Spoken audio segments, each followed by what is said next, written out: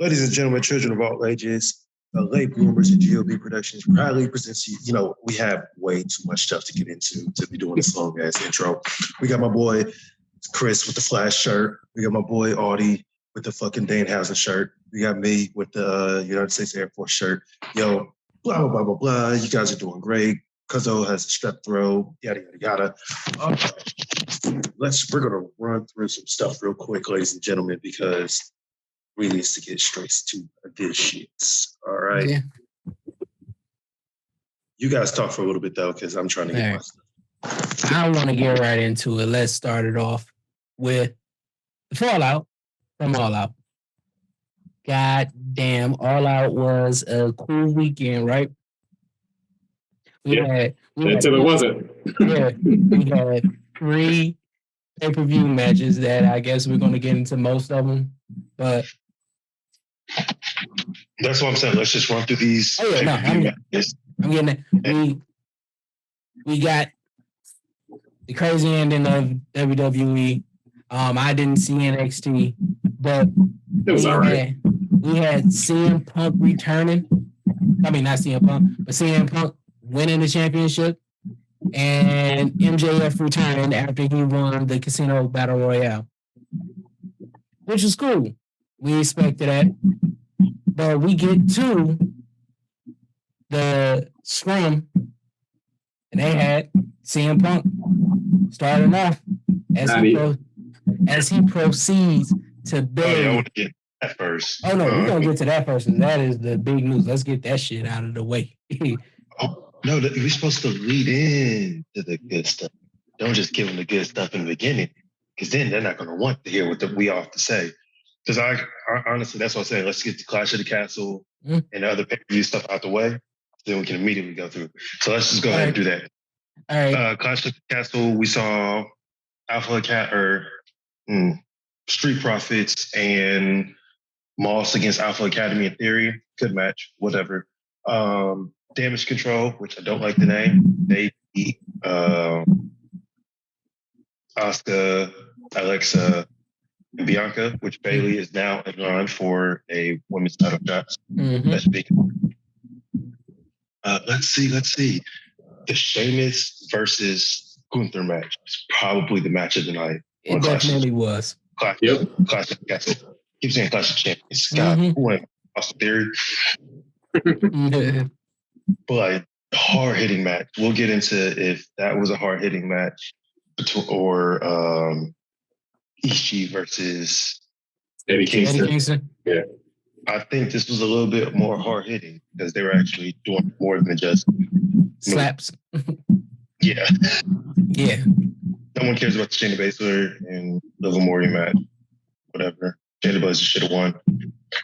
We did get the best part, the second best part. Dominic Mysterio finally turning on Rey Mysterio. About time. Yes. Kick the ass so hard the shoe fell off. Right. And then on Raw, they had him come out. Rhea's is Poppy now. Yeah, Rhea Poppy. I call her Dom Daddy, pun intended. Matt Riddle and Seth Rollins had a really good match. They did. Seth Rollins is trying to move to the Universal Championships, which, I mean, I can get it. As he should. Matt Riddle definitely should. Want to finish, but is what it is. And then in the main event, Drew McIntyre lost Roman Reigns after the debut of Solo Sikoa, the third Uso brother, the younger brother of the Uso. Yeah, I was like, which Jay is that? Yeah, but no. We're going to go right into Brawl, get that out the way. Rey Mysterio faced, let's start with Braun Strowman has come back to the WWE. Completely decimated the whole tag team division and made them look like dorks. I don't care for that, but it's also setting up Sami Zayn and Kevin Owens versus the Usos. So that's what they're giving it. In my theory, in my fantasy booking would be Sammy, Kevin, and Seth create a stable to go against the Bloodline. The Waterline. I would call him Prize Fighter Inferno. Yeah, but that's because I'm a Cody and Cambria fan, and that's Claudio Sanchez. And Sammy's a redhead, so Prize Fighter Inferno. That just makes sense. They use a Cody and Cambria song to as they come out. We had Aaliyah and Raquel Rodriguez versus Doudrop and Nikki Ash. It was an okay match. I mean, I'm still saying, wish they brought up that Dakota Kai wasn't the legal person. So setting up a tag team women's match for next week for the titles. Mm-hmm. We are going to get Johnny Wrestling back next week. Yeah. And hopefully he's going to be in a program with Theory. So that should be a good little program. Damian Priest versus Rey Mysterio was another good match. We had Dom getting involved. That sets him up to lose. And then next week it's going to be Dom versus Edge, which in the beginning of Raw came out and was like, yo, Dom's old enough to drink, he's old enough to this, and he's old enough to get his ass kicked. Like, yes. Yeah. Mm-hmm. Yes. Then in the main event, we had Bobby Lashley versus The Miz in a cage match. That was just funny. That camera angle. And at the end of the show, he ended up carrying Miz out. And yeah, that was the end of Raw. Yeah, ladies and gentlemen, like I said, like, subscribe, leave a comment. This week has been just stressful. Crazy. Extremely stressful. But we really want to talk about what happened afterwards. Mm-hmm. But we are going to go to the All In, which I will admit, I fell asleep during the Jericho match and the House of Black match. Okay. Before we get into All Out, I just want to ask, do you think that Cody Rhodes has been putting his hand into some ideas for WWE? Because I'm seeing a lot of AEW-esque stuff. Like in the clip where Nikki Ash and Doudrop is arguing and all of that, it was all in the background. It wasn't a story that was playing ahead. It's like everything is intertwining into WWE all of a sudden. So, and this is not the first time we've seen the car accident that happened, and it's like little small stuff. And of course, it was still Doudrop and Nikki Ash that was there talking. Like, I think that's small stuff. Yeah, I think that Triple H has been doing an amazing job, because I really got to give him props. And I like the fact that when he came in, he didn't just turn Dominic, because unlike AEW with Julia Hart, that turn took so freaking long, right? It got to the point where people just wasn't going to care. Yep. And then they just small hint, and then people was back invested, instead of it's just being a turn when it didn't matter, and she didn't fully turn on the Varsity Blondes. And I think that Triple H, being a former wrestler, having his hand on the pulse like that, has just been phenomenal. So I think they're really trying to intertwine like more stories. So it's not, because when Vince McMahon was at the helm, it was very cookie cutter. Like, you didn't have other stories swirling into the other stories, especially with like the Dexter Lumis and everything that's happened. So I would say, because they don't really do that in AEW either. They stopped doing that. When AEW first started, there's all these Easter eggs, there's all these background things that's going on. Like, one of the things got Orange Cassidy over. was the fact that he would show up in random ass matches and people would just look at him like, and it wasn't like stuff going on. You will see him in interviews. He'll be doing stuff in the background. Like they had stuff like that at the start of AEW. So that's why I asked about Cody, because I think Triple H saw that and was like, all right, what do you think about that? I think he's one of those people that is really going to get advice from wrestlers or people that are in the know of wrestling psychology and what the fans want. And I think that I believe with Triple H is more of a collaboration between like when it was Vince, it was just a dictatorship. Yeah, because I found out that Vince didn't care for long-term stories. He just wanted people to be entertained for the night. Yeah. And what we want is a long-term story. Like, I want to know what's happening with Nikki. I want her to go back to Nikki Cross. I want the Doudrop to be Piper Victor. Shit, I just want some payoffs. Like, with some long-term stories, we just didn't get payoffs. It was just like they dropped shit. I mean, Nikki finally threw her mask. So there's that. There's some credence in what you say. Yeah, definitely credence. But let's go straight to this to the All In pay-per-view. Eddie Kingston beat Ishii after a yeah. No chest. I was like, CT gonna be he ain't never come back now watching this. You can see the fingerprints. Oh man, you can see like the fingerprints on Ishii's chest from like the chops and everything. So we had Hook beat Angelo Parker, which then Daddy Magic came in, which brought Action Bronson in, which then a tag team match for Grand Slam. Yeah. He threw Daddy Magic. Well, I mean, he used to do that at the shows too. People come on stage. And you throw them off, yeah.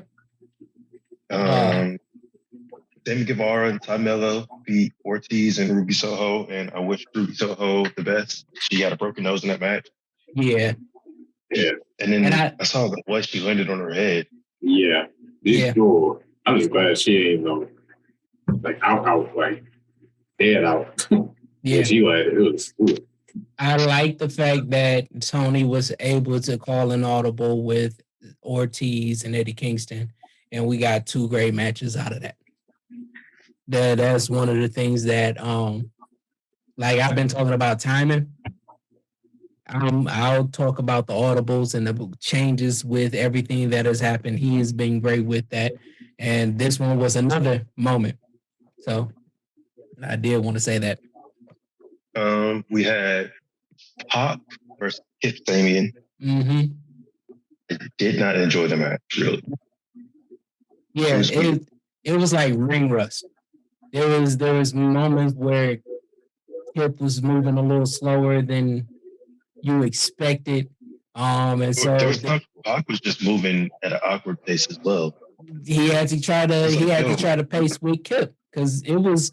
Oh, even with the Black Arrow for the finish, like it took forever, and Kip was just like,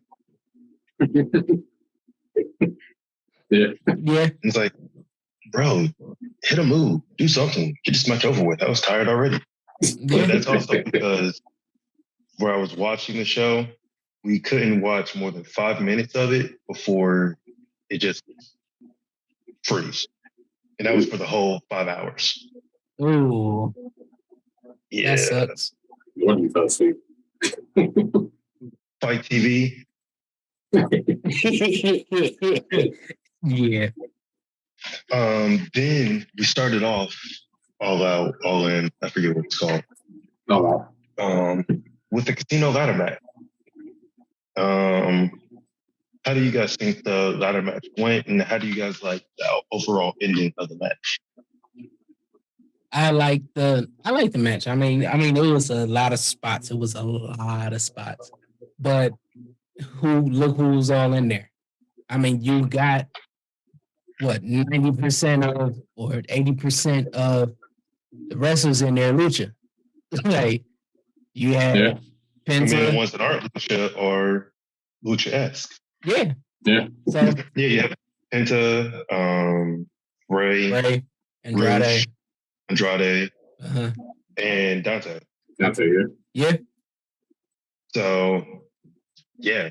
Then, ending of it showed whatever Hathaway group is called. Stokely. Yeah. Just beating down everybody. Then they played The Sympathy of the Devil. I was like, this got to be MJF. No, wait. Sympathy for the Devil. And I looked at it. It is an expensive buy. Like really expensive. It is a Rolling Stones classic. I think Jericho mentioned that at the scrum. Yeah, but no, he was like, they gave it to us at a discount. No, he didn't say they gave it to it at a discount. He said that it was maybe cheaper. No, that shit is pricey as hell for that to come out. Man, that shit. And that's one of my favorite Beatles songs. I mean, Rolling Stones song. Sorry, I was thinking about don't do that. I was thinking about Mick Jagger and my mind does like a little string theory that connects everything. Mick Jagger was on Beautiful People by the Beatles and all of that. And like it was a connection there. So it was like I'd be surprised like how many British groups, I forget who I was talking to about the music, but they all started from like doing background performances for somebody. Mm-hmm. But no, when we did that, he was unaccredited and he was already big. It was just a friend doing a favor for a friend, which is one of the little Beatle tips and why the Beatles are awesome. But then, I will say, Lee Moriarty now looks like Kid Cudi. Yeah, with his hair. Yeah. I was like, who is that? They do a double take. Yeah, I did too. I was like, man, they really going into this wrestling and hip hop. Okay. Yeah, but yeah, and it's everywhere. I love the ending to that match. Yeah. I was legit sitting there for like 5 minutes, like, that's MJF, right? Like, you got it. Do you think they should have waited to Dynamite to show up, or do you think they did a good job? No. If they wait to Dynamite, I would have been pissed. Yeah. They gotta wait all the way to Punk winning. And I just want to let you know that I was right, even though I was with the wrong people.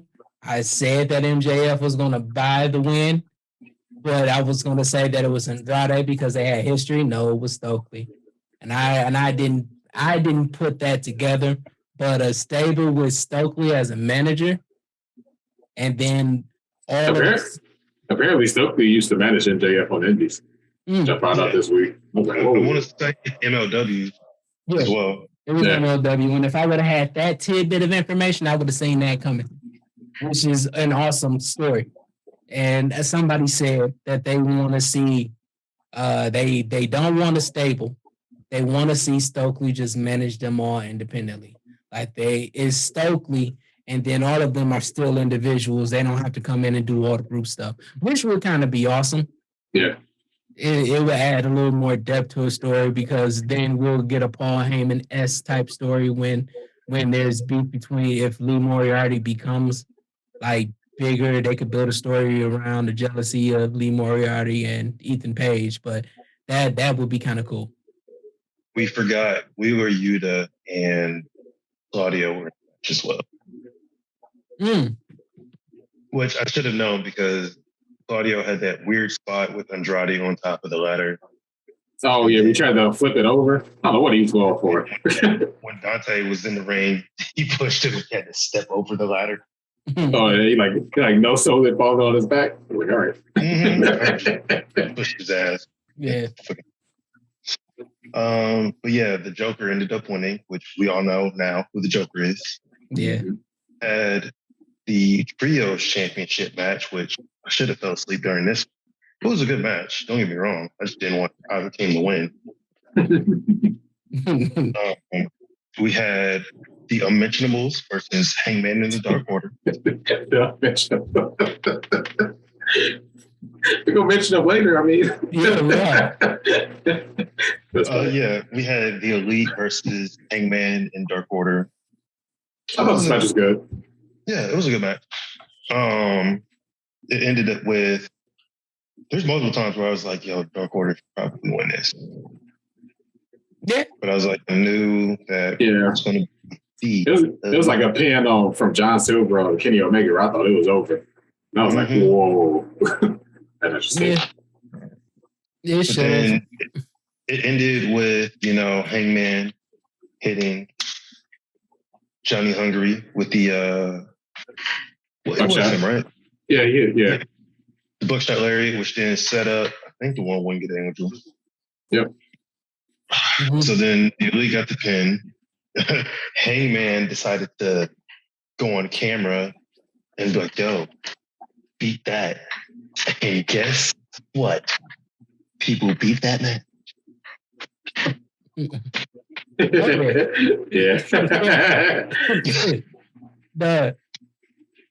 I'm loving this. I'm loving the swerve in our glory, embracing the heel. Wait, we're not there yet. Not there yet. Oh, sorry.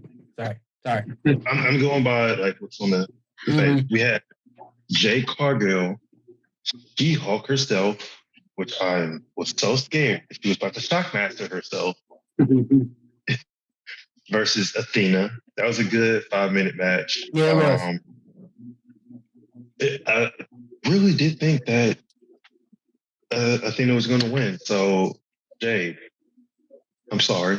Let me apologize. I know he's going to do this. I am so sorry for thinking that you were going to lose to Athena. I want you to go to at least 100 wins, and then you lose. Vacate. Just you as She-Hulk. If they have Meg Thee Stallion in the She-Hulk movie, we need you in the She-Hulk movie. Man, that was elegant. Like, that was the just... people that I was with, they were like, who is she dressed up as? I'm like, what? And because they were like, oh, I don't recognize the costume or anything. I was like, that. Yeah, She-Hulk. that is She-Hulk. You see the green that is protruding from her leg, and it was a little difficult to see the green at first. Yeah.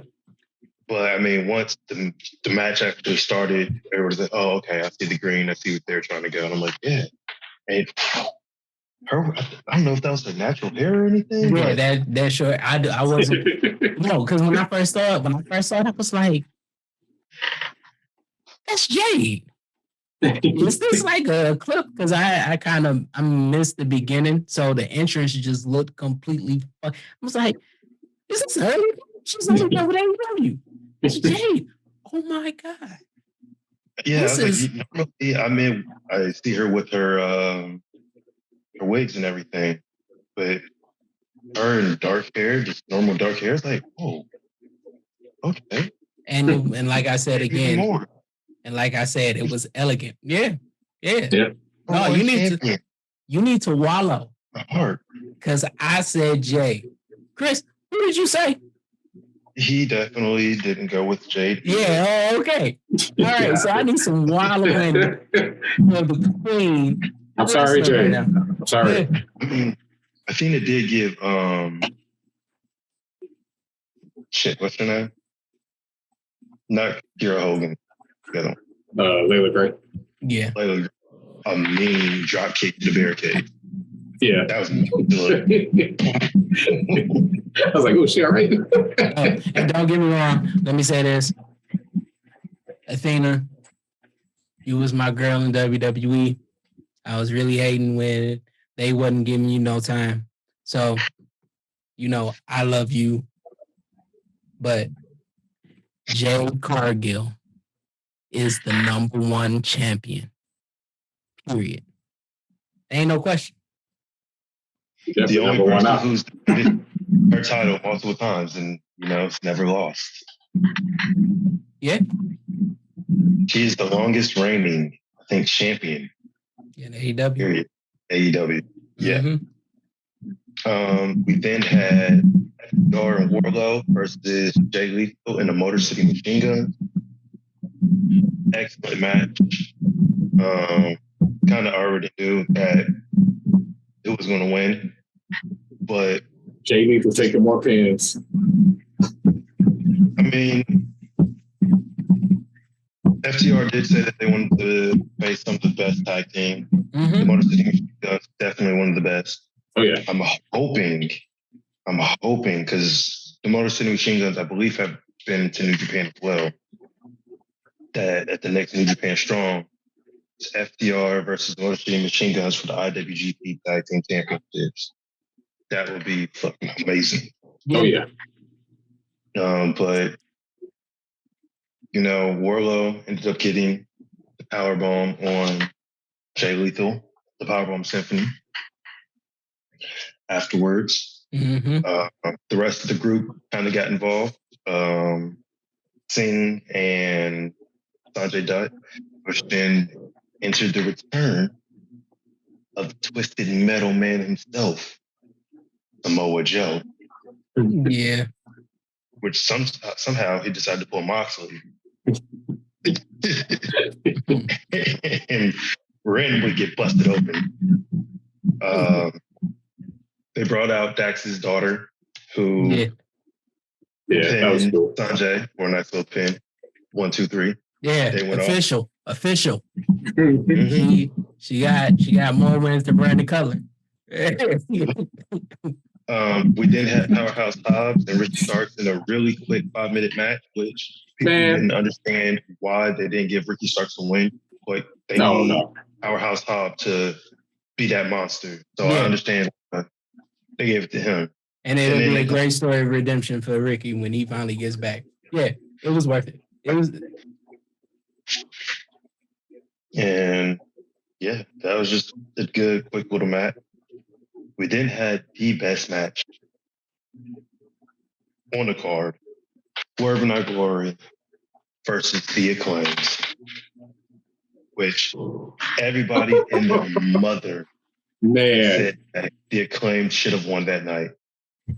Because the crowd was hot.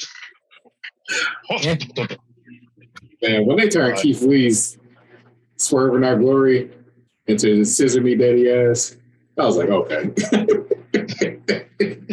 These guys need to win tonight. Yeah. That was so good. I still don't know if Bowens is hurt because he was limping and selling his knee the whole night. He could just be really good. Yeah. So, but if he is hurt, I hope he's better. Oh no, because he was on Dynamite the next day. He's fine. Yeah. Everybody was booing Swerve in Our Glory. But it's okay. It's all right, everybody. In 2 weeks or whatever, at Grand Slam, The Acclaim versus Swerve in Our Glory 2. Yes, sir. And it's going to be in, I think, Max Caster's hometown or home area. So I understand why they didn't put the titles on them, but if they don't put the titles on them in New York, bad timing. This would be worse. I don't know, because the way that Swerve in Our Glory is going, they were one of the people that needed a good story with them.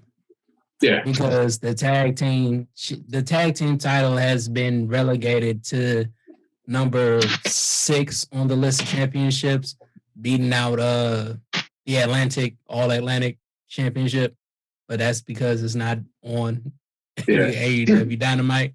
So I think that they needed a story, and I think that if they win next Wednesday, it's going to be leading towards something big. Because I think that the Ass Boys is going to definitely interrupt with this going on. So I see Swerve turning on Keith. Yeah, Swerve didn't even want to do the match again. He said we already beat him. Yeah. Oh man, there's so much stuff that Swerve said during that scrum, and we'll get to that. Yeah. We're gonna continue. Continue. We are. We then had Britt Baker versus Jamie Hayter versus Sheeta versus Tony Storm. Kind of knew Tony Storm was going to win, but they did now set up the breakup between Jamie Hayter and Britt Baker, which Jamie Hayter was over. Oh, yeah. No other. Yeah. Jamie Hayter was definitely over. It made Britt look like the ultimate heel because you gonna try to pin me. You gonna definitely try to pin me. You pull me off to stop the 3 count. No, I think he pulled the ref. Yeah, sorry, my bad. She pulled the ref and then tried to pin Jamie Hayter. Like she was trying to get that win. And yeah, that signifies, oh, this is done. Yeah. They did have a small little brief interaction. I don't know if it was on Dynamite or after. I think it was after the show. Where she was walking, it's like, hey. And Jamie Hayter just, don't talk to me, blah, blah, blah. So they're probably going to have some little thing, Grand Slam. Can't wait for it. Let's go, Jamie Hayter. Jamie Hayter. I don't know where she's from. I think she's from England. I have no idea. Well, I need a green card so I can go to England. So Jamie Hayter.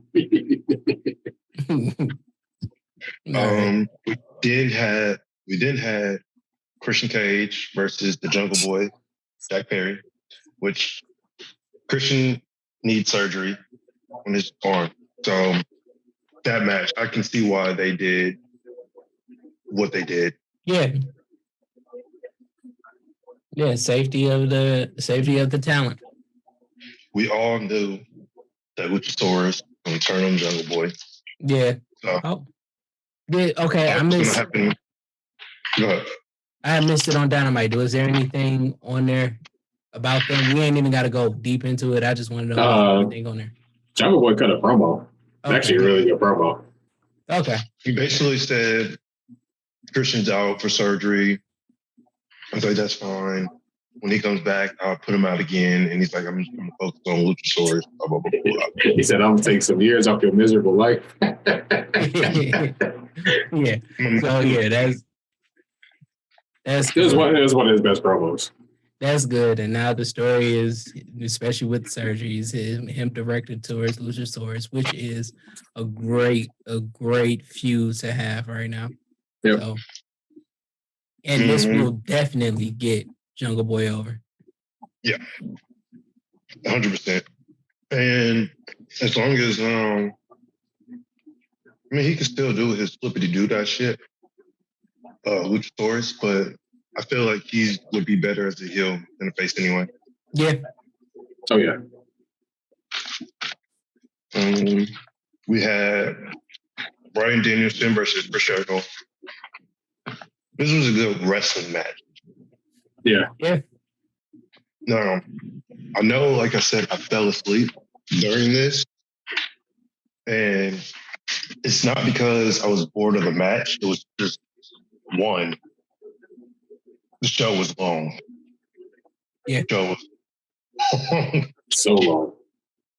And then the fact that for me and where I was, the fact that we didn't watch a good 5 minutes of the show without it like cutting off and freezing, and we had to go back, do all this stuff. I just was like, all right, I'm gonna fall asleep. Like to the point where it froze and we didn't even see the finish of the match. So I don't even know how the match finished. I think Chris Jericho hit a low blow in the Judas effect. Okay. Which I was surprised by. I was sure thought Danielson was going to win, but I give it to Jericho. It's just setting up for what's going to happen next week. Yeah. Yeah. Serendipity.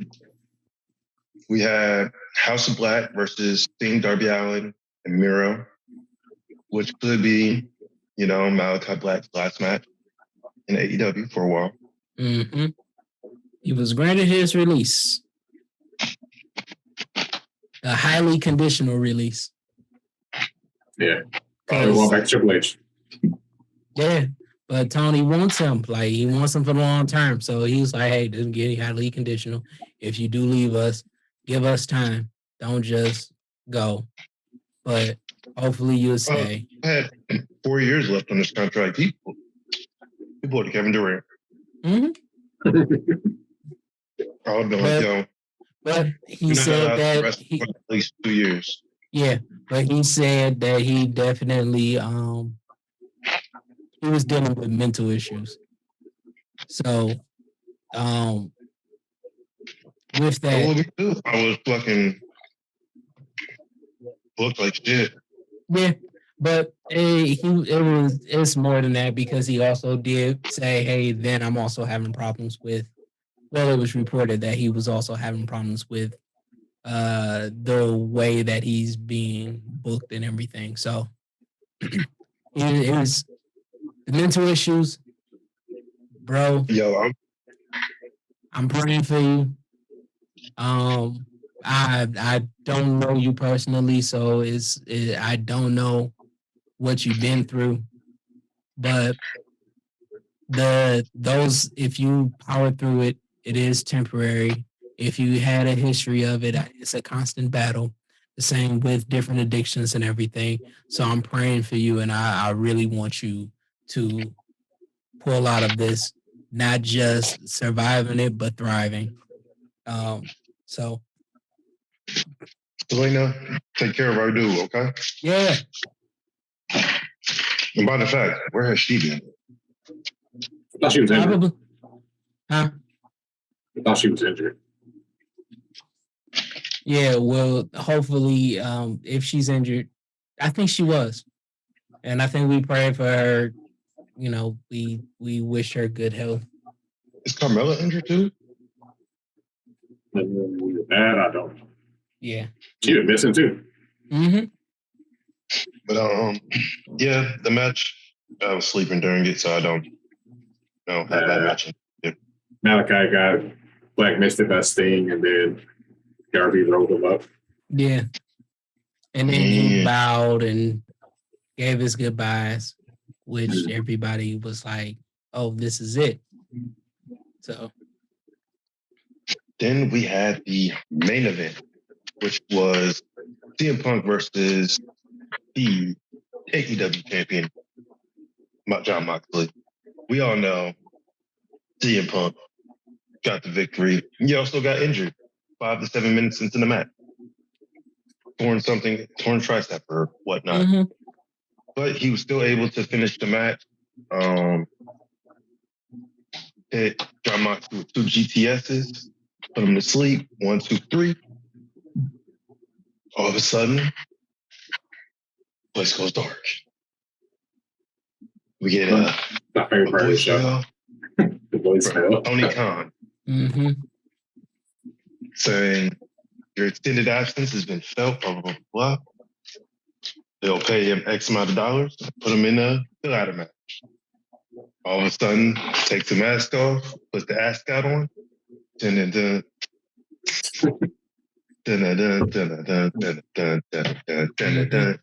comes out, showcases that he wants the title. Got a huge pop.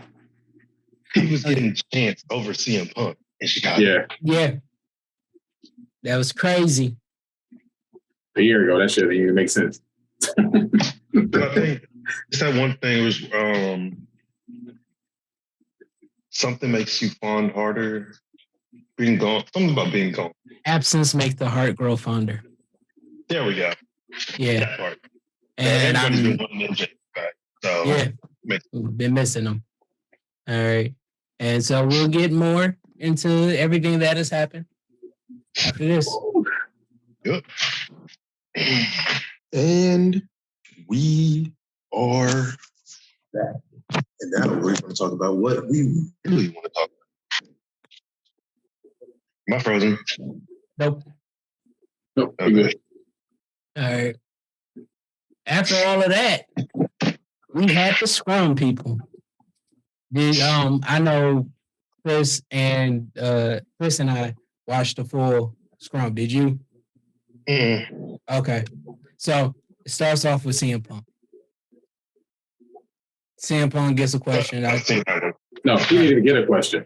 CM Punk saw somebody in the crowd and proceeded to. I thought he said something before then. Nope. Yeah. So he was like, so are you willing to say that you're a journalist? Are you willing to say that who's wrong with? Like he was on that interviewer ass. So yeah, he gets into this whole thing about him being a grown ass man, having to discuss it on his time, which makes no sense considering the fact that nobody asked him.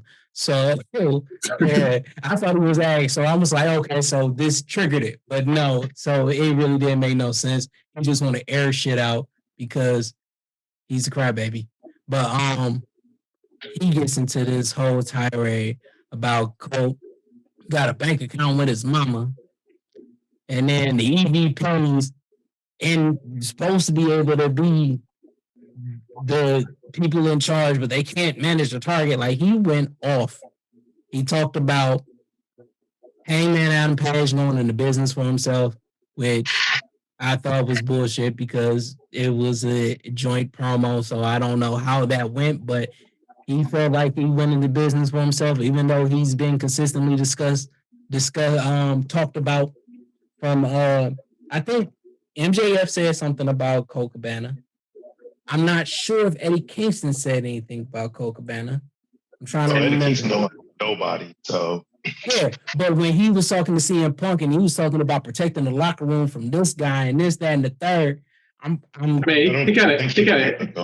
hinted toward it. He kind of indirectly said it. Mm-hmm. So it was like, okay, them doing it was cool. Hangman's saying it was not. And to me, that was like he just took advantage of an opportunity. So, but he went into all of that. He said something that made me tilt my head. He was like, Tony said, hey, I should have just answered your question instead of saying no comment. I'm sorry. He was like, he doesn't have to make things clear. CM Punk said he don't have to make things clear, but I'm trying to run a business here. And it was like, what? You're trying to run a business? Okay. All right. Everybody's a business, though. So. Everybody is a business, but the whole thing about AEW was about building the brand. He's trying to run a business. He's not in charge. What business are you running? Business for yourself? Because nobody knew. The AEW business a lot better. Because they have been losing a lot of viewers. Like, when CM Punk hits the screen, the viewership goes up. After that, the viewership does kind of decline. Yeah, unless MJF is on, then the viewership goes up. All right, there's a few people that's doing it, but even with that, it's like... They're not needle movers. But even with that, him doing everything that he's done from the Hangman situation to now has been nothing but disruption to the business. Like I said, I showed y'all the article where he threatened to walk out because he didn't want to lose to Hangman. Nope, it was before. But then also,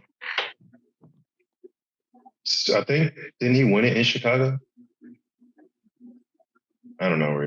I can't remember where he won it at, but there's certain times where it just makes sense. Like we talk about timing. That's one of those timing things where it makes sense. Nobody wanted to bet on him until he was in the picture. Las Vegas. That's one of the things. And the whole thing, who did they have to go out for the world title though? No, they had nobody to go out for the world title, which is why they keep putting these big stars against Hangman Page not big stars, but having great matches against Hangman Page for him to win to try to validate the championship. So him winning, Hangman winning would have changed everything. It would have pushed, would have got Hangman over. If he would have lost if it was in Chicago and CM Punk would have lost, it was in Vegas. It was in Vegas. Yeah, that would have been a game changer for Hangman's career. it would have told a completely different story. I mean, it would have been so different. But CM Punk winning was like, oh, okay, I can see it happen. They wanted to push Hangman. That was one of the big things. He wanted to push Hangman. So but Hangman wasn't a needle mover. Like even with his matches, he had a great match with two great matches with Daniel Bryan. Neither one of them really did anything. Those matches actually were. I gotta check the ratings in those matches. Raw, yeah, and then the other one he kind of flat out beat him. But I think it was his first loss. Yeah, that was Bryan Danielson's first loss. And with Bryan Danielson, I think that was definitely a big match. Lance Archer, my fault. Lance Archer wasn't a big needle mover match, but nobody thought he was going to win, but they did put on a great match. If he needed somebody to push him over, because again, he was one of the biggest names. Kenny Omega is gone. You're starting off these stories with MJF because he went to 3 different stories, including the one with CM Punk. Like he did a lot of different stories with different people. And so it was like, okay, so now you help get MJF over. You help get Hangman over. And if you put Hangman kind of rubbed a couple people the wrong way from his take of not thinking that he needed advice from people who actually have been into like this wrestling business for years. Yeah, and I get that, but all of them, like the majority of them, actually started off like that. What can you tell me? Like, and even Hangman thought process about it was like, listen, I will listen when they talk. But yeah, he's going to make his own mistakes and learn. I want to learn. I'm a person that learned through trial and error. Yeah. And you can't get mad at him saying that because he said he'll listen if they talk. But I'm okay. What you said sound good. I'm gonna take that advice. What you say don't sound good. I'm gonna try this way. And if it fucks up, then hey, if it does work the way that I do it, you can see that there's something different that works with me that didn't work with you. And then on top of that, you already told me that wrestlers are sensitive and they try to get people. They're not sometimes some of them aren't some of the best people. Some of them do go into business for themselves, and sometimes giving advice, taking it from somebody that has no relation to you, guess what? They could be setting you up for failure. So he's like, okay, I'll listen. And if it sounds good, I'm gonna try it, but I'm a trial and error person. Because again, you can't trust people in that industry like that. Because some people don't want. He even said, "Hey, I wanted to take somebody to the top that didn't want to see me there." That's a CM Punk quote. And if you have a reputation of, "Hey, I thought that I should be that man, and I should be that guy, and I should do this," he said that too. I'm the one that thought that I should be this person, that person, this person, but then I had to learn. How can you get mad at the other guy for saying pretty much the exact same thing you're saying? It makes no sense. Don't. And those are CM Punk quotes.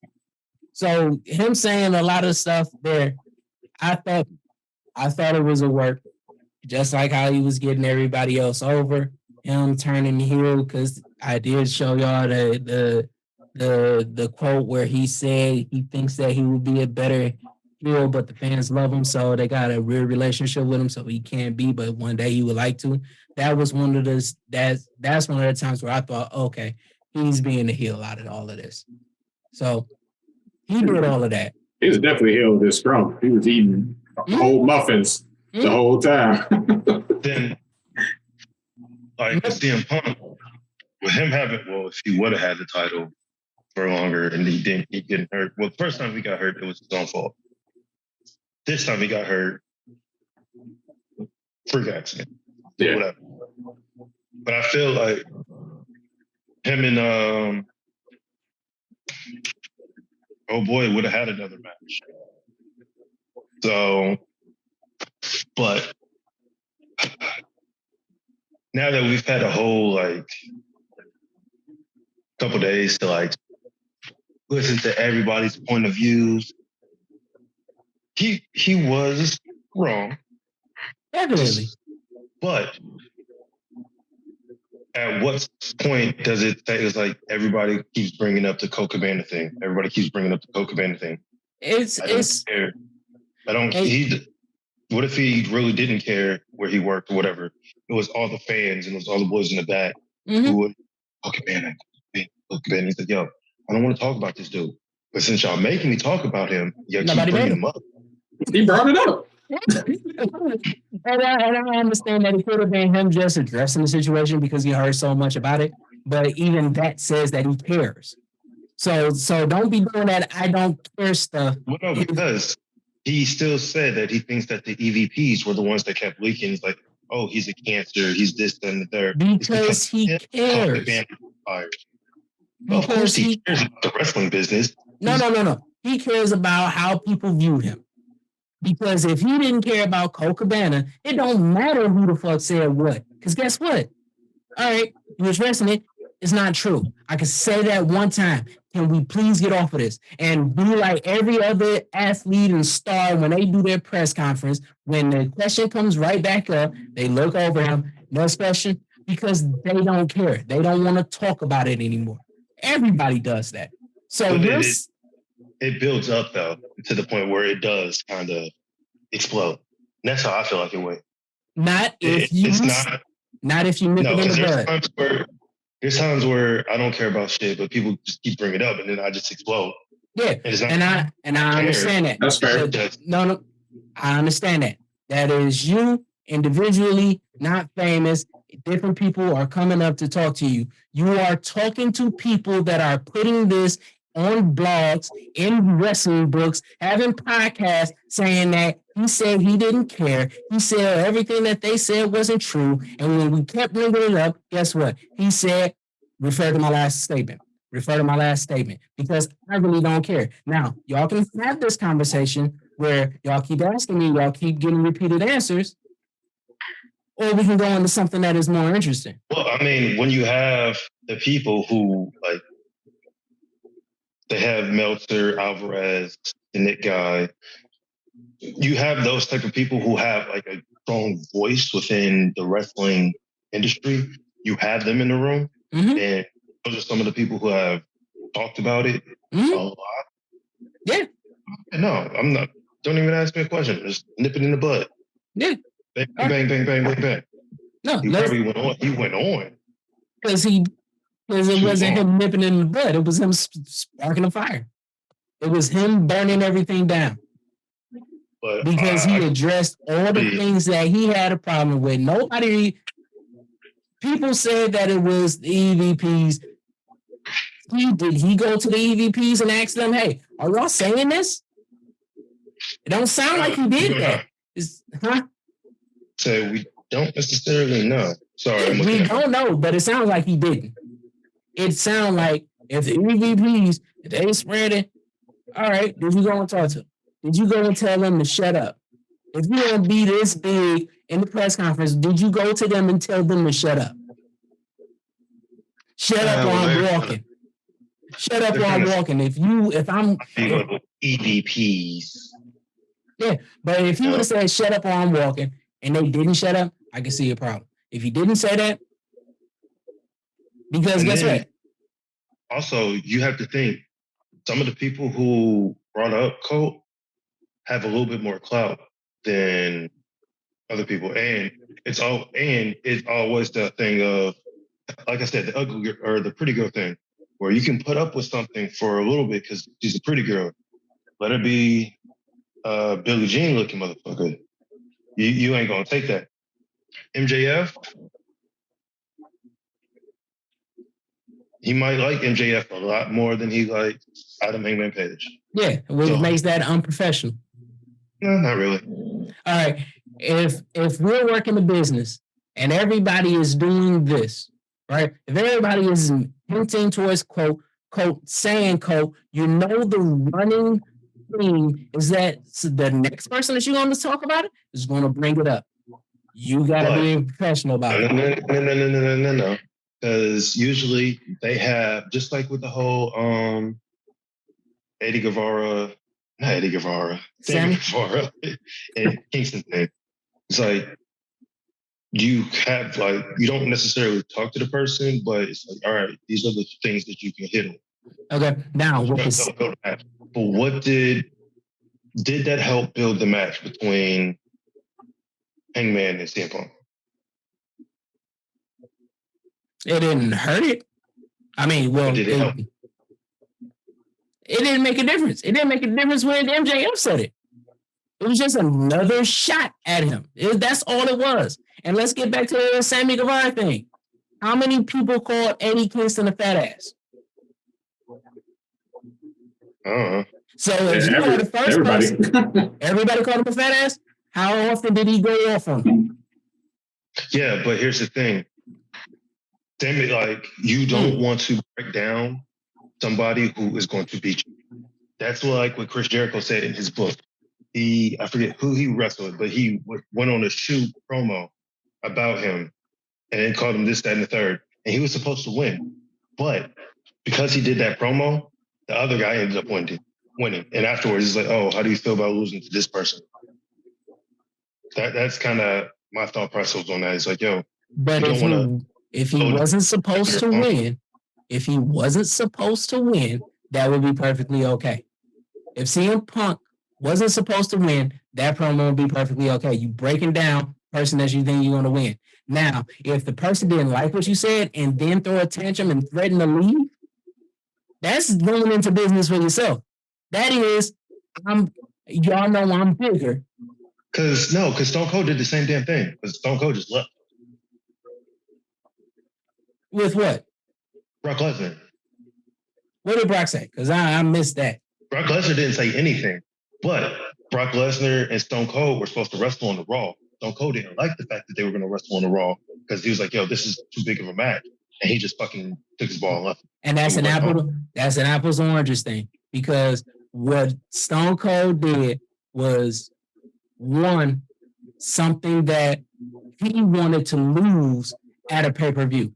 Now that you tell the story, I remember that story because I heard Stone Cold talking about it because he thought that was a dumb decision by Vince.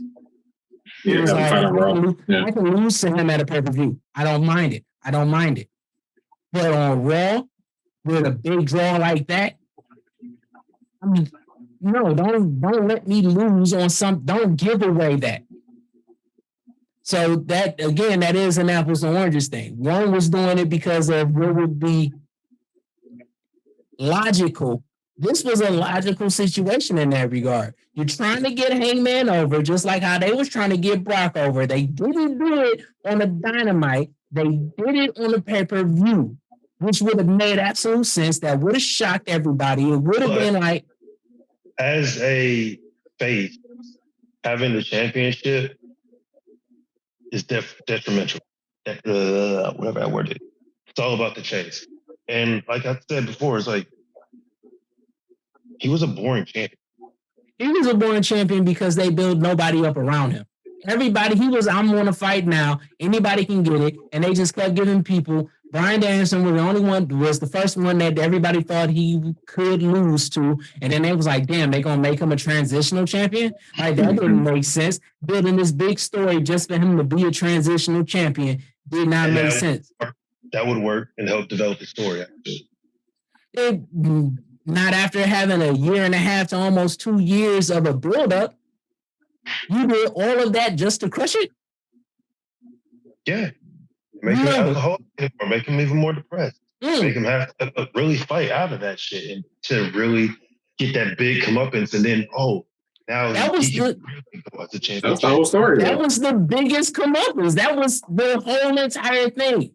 He was somebody that was thought to be a B-star, a mid-card, and they had to build him up. They teamed him up with Kenny Omega, who was the biggest name at the time. Then they had them separate. Then they built a story about him being depressed and all of that. And then he actually had to fight Kenny Omega for the championship, lost it, and was like, oh shit, I am even more depressed. I don't know where I'm at. He had that story already. That's what it was. And that build. I have been watching AEW for like the last year or so. Yeah. But I understand because I remember you said that you actually got right back into it. So I'm just saying, like, what you're saying is what they did all the way to him becoming champion. And for him to lose it, it would have been just like how they did Big E. It would have, or was it Kofi? Kofi had a quick run. Kofi was worse. Yeah, that's what it would have been. I defended against 2 people, 3 people. Now I got CM Punk and I lose. He defended against like. All right, it was Bryan Danielson. It was Lance. It was Adam Cole. Okay. You said who? Dante. You don't put on there. You don't put on there. That's it. Okay, it was one more than what I said. And then I think he lost to CM Punk. Yeah. But then that's not on CM Punk. That's on TK. It's on CM Punk. It is on TK. But it's on CM Punk when you use your power to get that win. Yeah, but then it's like, it wouldn't be as sweet if MJF would have won against fucking Page. Yeah, that's the story. That was going to be the story. Yes. Him losing to CM Punk would have been 10 times better. No, because everybody knew that was going to be the story and was waiting for it because they got history together. That's one of the biggest. Yes, they do. They were both in the elite when they first started. Yeah. MJF was even setting up a program with Hangman before Punk was even in the title picture. Yeah. Like that, it was stuff that was building towards it. He just needed one more person. He needed that one big star that could solidify him. And Punk took advantage of the moment. Punk would have been it. If he would have won against Punk, because Punk losing to Hangman, but MJF losing to Punk sets up a story that would have intertwined all of them together eventually. So, I mean, there was a lot at play. It was literally a lot at play. So, and it's like the wrestling guys don't want. I'll say it like this: the teams that CM Punk, I didn't want to win a championship. The Elites, I didn't want them to win a trio. It seemed like the wrestling guys was like, you know what? I'm gonna fix this. And then the whole thing also, well, I guess we can go to the little kerfuffle that they had behind the scenes. Yeah. Like after the whole media scrum, so many conflicting reports about what happened. All we know is the Young Bucks and Omega went to CM Punk's locker room, which I feel like they shouldn't have done. They should have waited a day or two. Don't go. He said, if you got a problem with me, I'm right here. Yes. And I will walk up and down the hallway saying, if you got a problem, say it to me. But them being EVPs, that's where. Oh, yeah. Separate. I mean, yeah. I heard they showed up with like a legal staffer or something. Yeah, they showed up with it.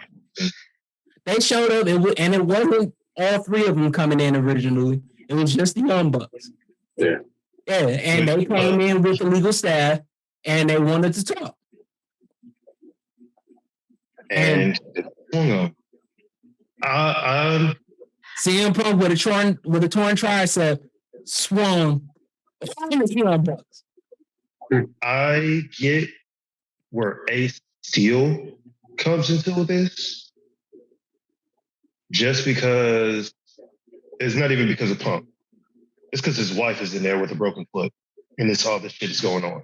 So at that, like, even if it was me, all thought processes would have gone out the window. My wife's in there, broken foot. I'm fucking everybody up. Yeah, but she don't follow the dude that's trying to save the dog. Yeah, don't bite him. Like, what the hell? Trying to save the dog and got bit by a human. It's ironic. When I see that, man, I'm dying on the couch. Like Kenny Omega trying to save Larry, and he ended up getting bit. Not the dog. They still. What if you thought that Kenny was taking the dog? Kenny was trying to pull a big boss man. Kenny loved the animals. It's not if you don't get the reference, Audie, Big Boss Man took Al Snow's dog, made it into a food, and fed it to Al Snow. That was one thing that I wanted to forget. Thank you for remembering. I was just bypassing that because I remembered that. But like, it's crazy because not only are four of them got suspended and stripped, fucking Pat Buck, who just got beat up by a dinosaur not too long ago. Yeah. He's out. Christopher Daniels, he's out. Mm-hmm. And Brandon Cutler. Oh, no, you know he was out. Man, you know he was filming something. He got footage. Mm-hmm. I ain't mad at it. But it's like that situation could have definitely been handled a lot better. But I believe that they should have waited. They should have, and then they canceled going to. Oh, that's why they canceled going to the press conference. Yeah, they wanted to talk. Gonna have a little conversation. Management. Why don't do shit from the blogs? Don't do shit from your friends who do this, that, and the third. If y'all want to fucking talk, go to the press conference. That's where you fucking do all your talking. Oh, that's where you nipping in the bud? Yeah, that's where you nipping in the bud. Press conference. Yeah, instead of fanning the fire? Yeah. Like CM Punk did? No, he went to the press conference. And fanned the fire. Yeah. It is what it is, because the EVPs, should have been executives. I mean, what if they went in there just like an executive? Hey, we want to sit down. We wanted to have this talk. We see that there's this problem. I want to hash things out. And he goes off and swing. Yeah, Nick Jackson gave him the chair. I mean, because why would you go in there with a legal team? You need the full back group. You need a TK. You need it because the legal woman, she's the second in command after TK. So if TK is in the presser, you go to the second in command. That's what you're supposed to. Knows nothing about wrestling. It's not about knowing anything about wrestling. It's about taking care of legal issues. Because you start talking about bringing up suits, want to go that route and all that. Hey, let's talk. What legal reason did they have to go in there? Oh, because he said something about them on a press conference? Who?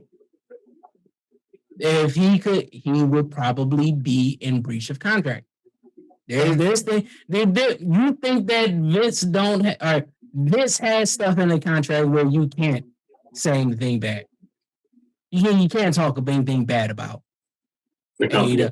Yeah, I mean WWE. So TK got something in there about that because he got stuff on in the contract about how you go about social medias and when you can and can't do wrestling events and stuff like that. Like he got legal jargon in there for when stuff like this happen.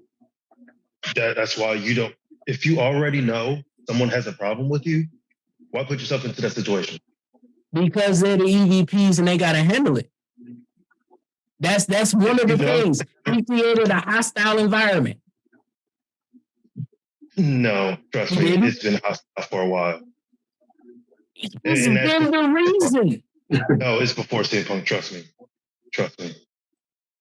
I'm doing my investigation. It's been hostile for a hot minute, and everybody thinks that the Young Bucks and the Elite are just so fucking over, but they're not. They really are. They're over on the Western side. Like when they were over in Japan, they weren't as over as you think they were. Japanese people really weren't that much. I don't know, and I haven't been in over in the Eastern wrestling, so that don't everything that I'm saying has nothing to do with them being over. And my whole thing is, if me and number X, we have an issue and we need to get it worked out, I'm going to the person who is in charge, not the second in command, the person who is in charge. And I would tell you that as a person that used to be a supervisor at a job, you have to go through the chain of the command before it gets to that top person. It has to happen. And just supervisors, like managers.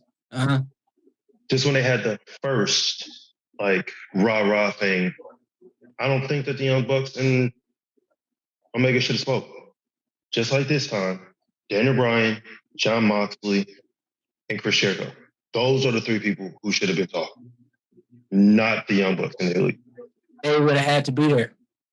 What I'm saying is, but and so the thing is that other than them, other than whoever is the talent, like we don't even know if the Mr. Daniels is the talent, head of talent.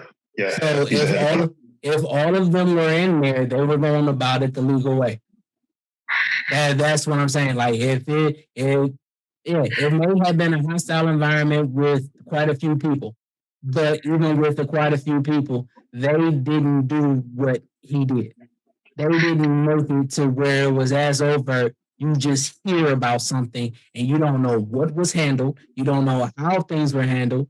This time it was like, okay, they probably went about it as business as usual and it got out of hand. But they didn't do, if they went in with the legal team, if they went in with the head of talent, then they went in saying, hey, let's air out grievances.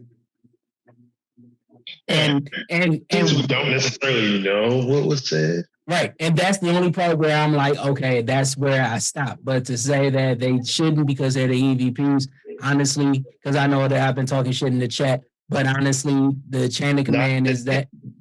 Huh? There should have been a chat, but not then and there. They should let shit blow over. Not really blow over. Give it a day, and be like, "Yo, we're gonna have a meeting, all of us, on this instead of." And I understand that. I understand that you feel that way, but what I'm saying is that even when it was like rough where we was working, and I was actually part of the Shah Khan business, there was stuff in there to where when situations like that, where it seems like a threat of violence, where it seems like things will be taken to another level, they pulled that person, had me as a supervisor, my boss as a manager, and HR to have the conversation. But then it's kind of TK's fault. Yeah, I mean, it should have just stopped the scrum at that point. Yeah, he didn't know what was going on. It was not even at the scrum. This should have been sort of nipped in the bud a long time ago. Because, like he's all, we can kind of do a work shoot, Yeah. He should have been like, yo, you guys have to knock it off. Yep. But what he tried to do was appease the money. I'm not disagreeing with the fact that CM Punk has been the needle mover in it, but that's what it was. In that situation where a worker was threatening to walk, he appeased the worker. The worker is still not satisfied. He got a lot of different issues. He's angry about a lot of shit. And then that it should have been a TK in that moment, a double or nothing. There should have been something to satisfy the brand outside of monetary.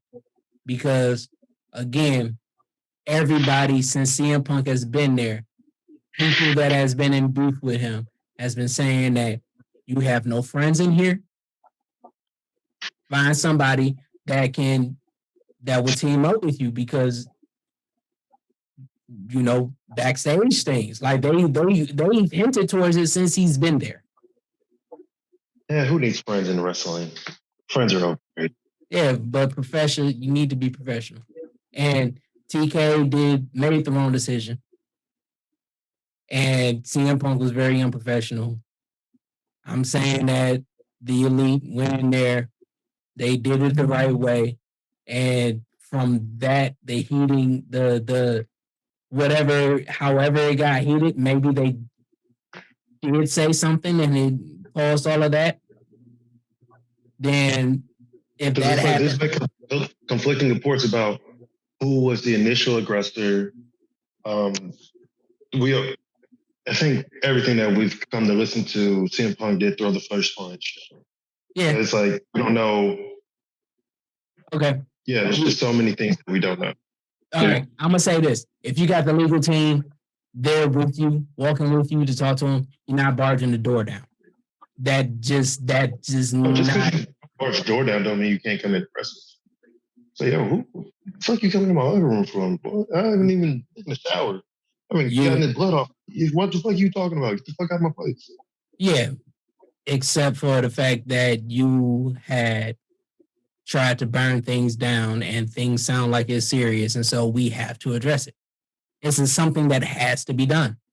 And so he did. So them not barging the door down is one thing. Them going in there to speak to him about the situation, you let it know it's a problem, they got to address it in that moment. That's kind of like if you have an injury at the job and then you don't address it, you might get fired because, hey, there's probably was a safety issue that didn't allow you to do it. I mean, there's a lot of things that play into why things has to be taken care in that moment. And so a liability or something like that. Yeah. So them going in there could have been that. If it wasn't that, they are completely in the wrong. Yeah. But if it was that, it goes to Tony and CM Punk.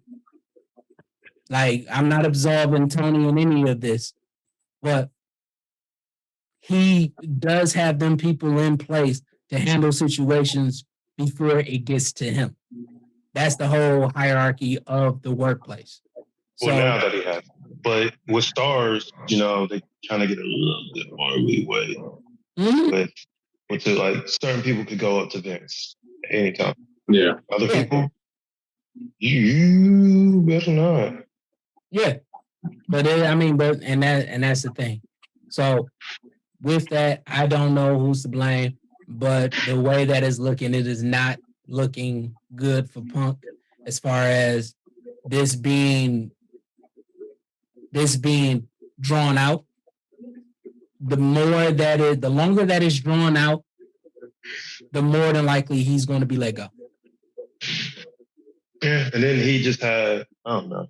There's so many legal ramifications that go into all this. So that's something we're just going to have to see play out over the next couple of weeks. Yeah.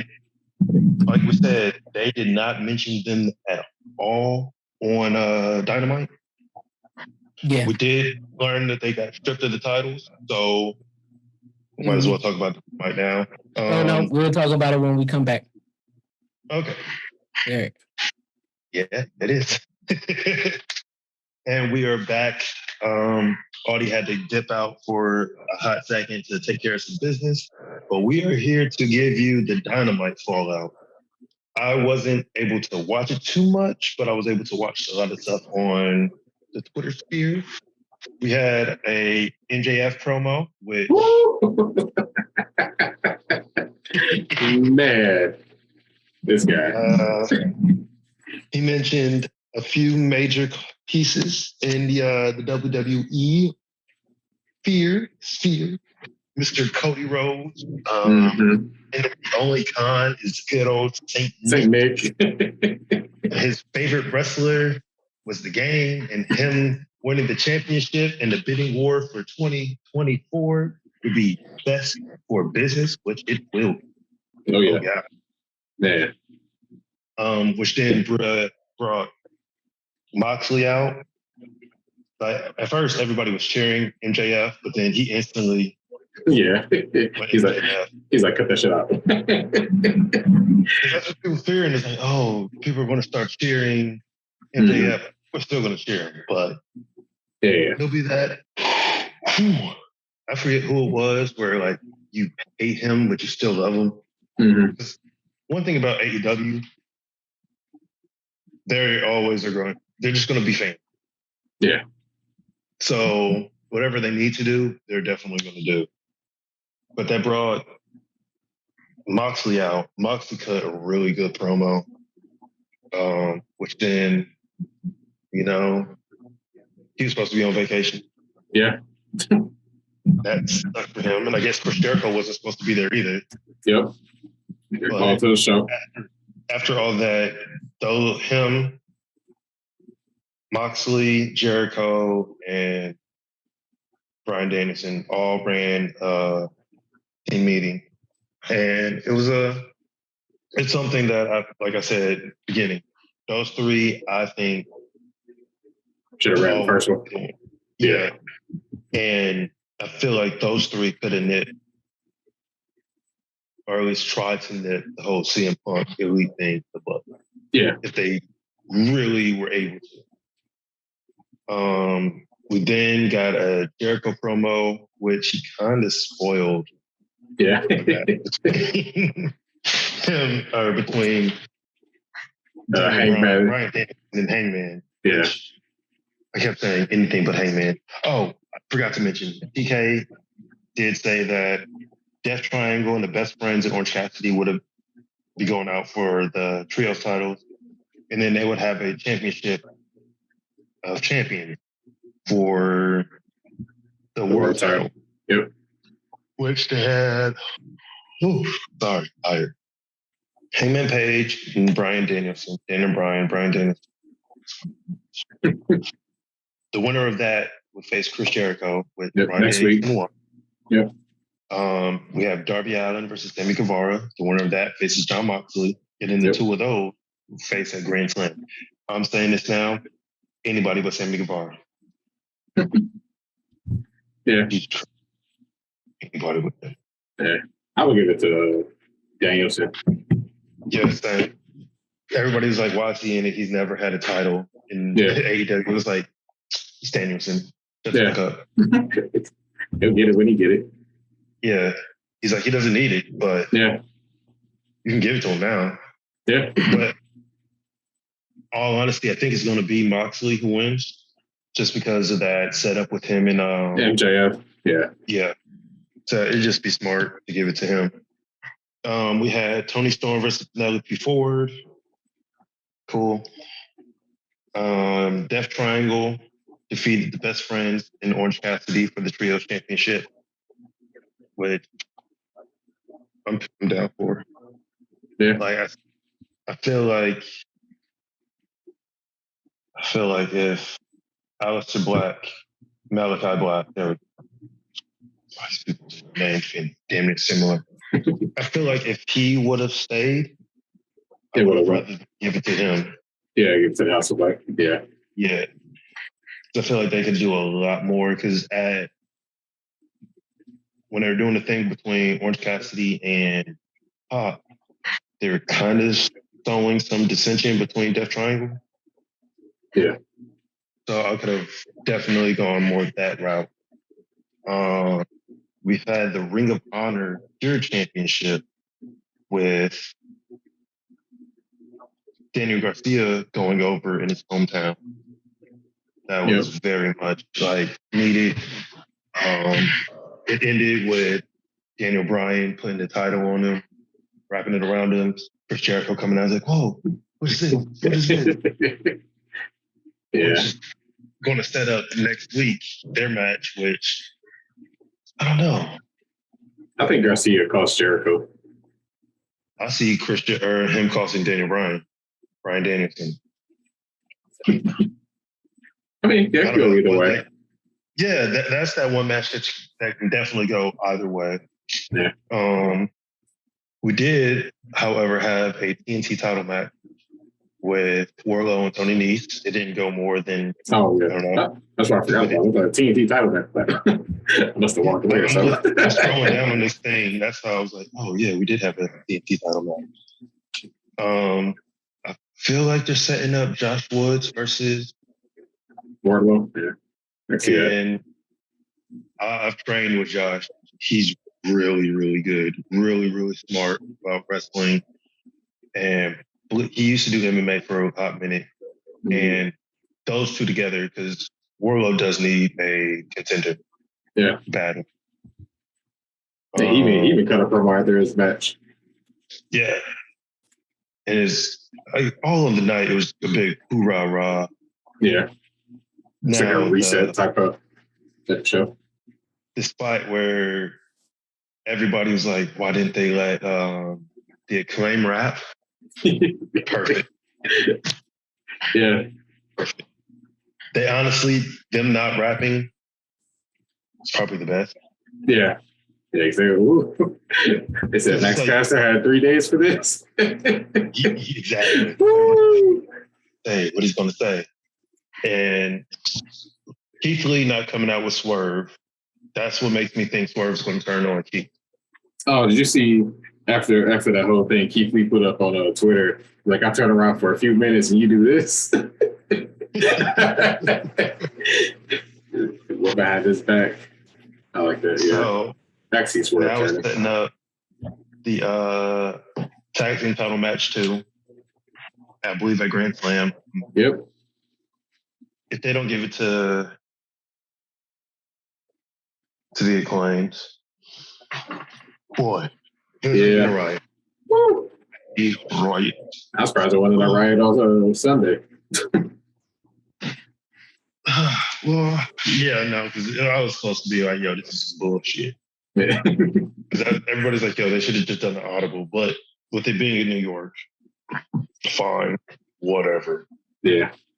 Better be the main event. Tell you that right now. Oh, wait, no. Yeah, new world champ. Yeah. This should be the co-main event. Yeah. But honestly, that's really all that we have, unless you have anything, because I got to get ready for a draft in like 10 minutes. No, I got you. No, I can't think of that notes. I mean, it's been a crazy week. And we still haven't been able to completely celebrate our 1 year anniversary. Yeah. It's like, all right, cool. We're gonna have to do something. Oh, there's 3 pay-per-views, which we didn't even talk about NXT. We really don't need to. Braun Breaker won, Mandy Rose won. Yeah, nothing really happened. Yeah, Pretty Deadly won. Carmelo Hayes, they had a great match. That match was so good. That was my favorite match of that pay-per-view. So good, I'm about to watch it again. They might be doing a rematch because Ricochet was on NXT. Yeah, don't know if he beat Trick or not, but I feel like they're going to. Okay, so yeah, they're probably going to do another rematch. Yep. I'm not for that. Yeah. If no one has told you lately that they love you, somebody loves you. Yeah, All loves you. That guy who left, yeah. We think you're cool, you're all right, you're dope. If you feel suicidal or know of anybody who is suicidal, have them call, I believe, 988. That is the suicide hotline. So, yeah, stay calm, stay cool. Don't let a temporary issue cause a long-term issue. Because at the end of the day, you're here watching us after we watched a bunch of wrestling, and at the end of the day, it's just a bunch of men slapping each other. Yeah. No need to get into these pity-ass fights like everybody else has been doing. Yeah. It's already enough drama. Yeah. Again, don't forget you can hit us up on the 3 Nuts of Wise Men Twitter page. You can hit her up on our own Twitter pages as well. We're always interacting with everybody. But at that, we are going to leave you guys. Until next week, everybody. Hopefully, it's a slower week than usual. Oh, God, I hope so. My head hurt. All right, then. We out. Yeah. Peace out.